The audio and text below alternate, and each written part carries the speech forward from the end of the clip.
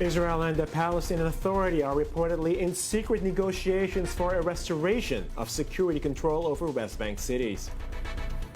Turkish police detained 11 suspects related to the deadly bomb attack that killed 37 as Turkish warplanes strike Kurdish rebel bases in northern Iraq.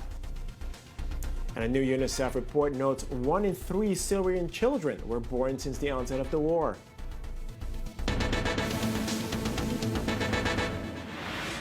Good evening and thanks for joining us at I-24 News. I'm Benjamin Tjong. Israel and the Palestinian Authority have been holding secret negotiations over the past month for a gradual restoration of Palestinian security control over West Bank cities. This according to Israeli daily Haaretz. During the talks, Israel proposed it withdraw from so-called Area A, representing about a fifth of West Bank territory and including the larger Palestinian cities. Earlier, we were joined by I-24 News diplomatic correspondent Tal Shalev.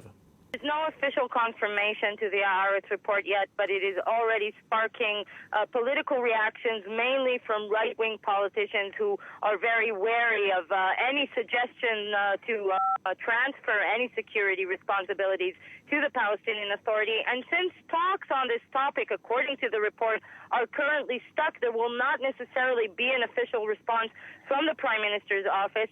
As he said, according to the report, as part of ongoing security coordination between Israel and the Palestinians, Israel did offer to the Palestinians more security responsibilities in Area A. As he said, Area A is a large area, about a fifth of the West Bank, which includes large Palestinian cities. And according to the Oslo Accords, it's supposed to be under Palestinian control. But since the Second Intifada, the IDF has been operating there without any restriction. And according to the Israeli offer, Israel offered the Palestinians to transfer security responsibilities over Area A, but the condition was except for emergencies or what is called ticking bombs. A field commander in the military wing of the Hamas militant group was killed today in a tunnel collapse in the Gaza Strip, Palestinian news agency Ma'an reported. Since January 26th, at least 13 Gazans have been killed in 6 separate tunnel collapses, with both Israel and Egypt operating against the diggers. We were joined a short while ago by correspondent Mohammed Al-Qasem regarding the reason for the tunnel collapses and Hamas's options going forward. No one really knows exactly what the reasons behind it, and if they do, they're not talking about it. However, Hamas has floated few theories to why these tunnels are collapsing. It said that maybe Israel is trying new methods to find these tunnels and maybe either flood them or bomb them. We have 2 different borders here. The tunnels that are close to these Egyptian Gaza borders, those are flooded by the Egyptian army with seawater. We have the other tunnels along the Gaza Israel borders, which are mainly used for Hamas members to maybe infiltrate the borders into Israel. And those are the ones that Hamas is concerned more about. They have imposed a few weeks ago, froze any tunnels to be dug. They put a stop to all tunnel digging until they find out why these tunnels have been collapsing. And so far, they have not been able to determine why these tunnels are collapsing. And this is a huge obstacle and huge challenge to Hamas because it puts them in a very difficult position, even when it comes to negotiations with Israel. Ignoring Iran's violations gives Tehran the green light to continue nuclear missile tests, Israel's ambassador to the United Nations, Danny Danon, said prior to an emergency meeting of the Security Council. The council met today at the request of the United States to discuss the missile tests that U.S. Ambassador Samantha Power has called provocative and destabilizing. Security Council Resolution 2231 calls on Iran to refrain from developing ballistic missiles capable of carrying a nuclear warhead. Addressing the reported threats to Israel inscribed on the missiles in Tehran's most recent test, Danon said, quote, "If on it was written that England, France, Japan, or any other country must be wiped off the earth, would the Security Council sit silently?" Turkish police today detained 11 suspects near the Syria border they say are linked to the deadly bomb attack in the heart of the capital. This according to Turkish Prime Minister Ahmet Davutoglu.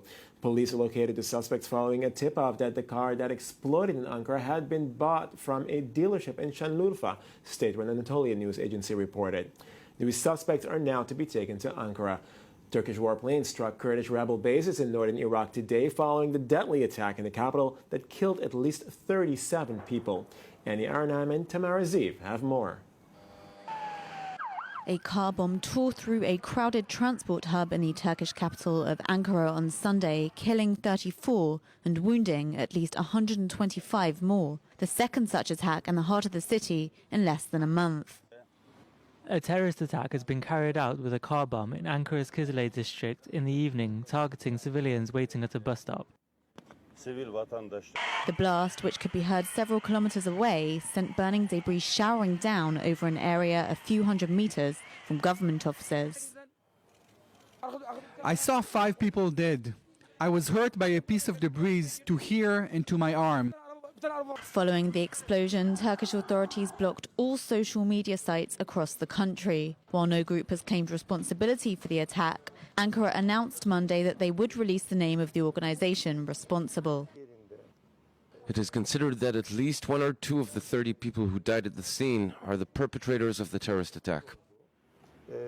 2 senior government officials told Reuters that initial findings suggested that the outlawed Kurdistan Workers' Party, which carried out a similar attack in Ankara last month, killing 28, was responsible. Among the condolences which came flooding in following the attack, the US State Department reaffirmed its partnership with Turkey in combating the shared threat of terrorism. Israeli Prime Minister Benjamin Netanyahu issued a similar statement expressing sympathy and calling on the international community to unite in the fight against terrorism. The first statement from an Israeli leader to Turkey in years, and perhaps a sign of warming relations between the two countries. Turkey faces multiple security threats and has been on high alert following a string of deadly attacks since last year, including an attack in Ankara in October, which killed 103 people. An estimated 3.7 million Syrian children have been born since the conflict began, meaning 1 in 3 children has only known war. This according to a report published by UNICEF today. The report also states the conflict has created 2.4 million child refugees, killed countless, and led to the recruitment of children as fighters, some as young as 7. UNICEF's report, No Place for Children, said more than 8 million children in Syria and neighboring countries needed humanitarian assistance, with the international response plan for Syria chronically underfunded. So today there are about 10 million children in Syria and in the region, and there's almost 1/3 of these children, 1 in 3 children, who are under 5 years old.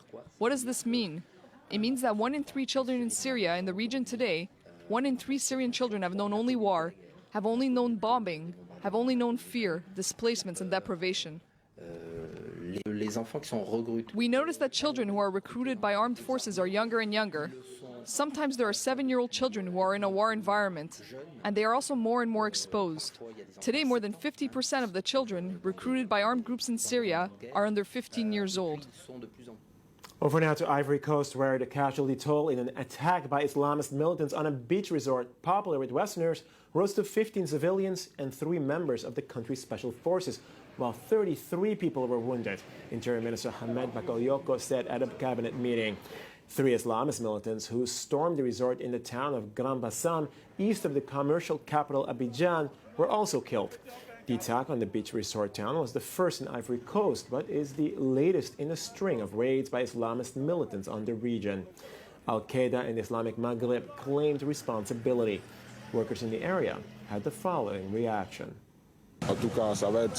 It's going to be very hard for us now because this is where we make a living. I don't think that tourists will keep coming here, even though they are the ones who allow us to work and eat. If tourists don't come here anymore, we are screwed. I don't even know what to say. I have no words. That's all for now. Thanks for watching.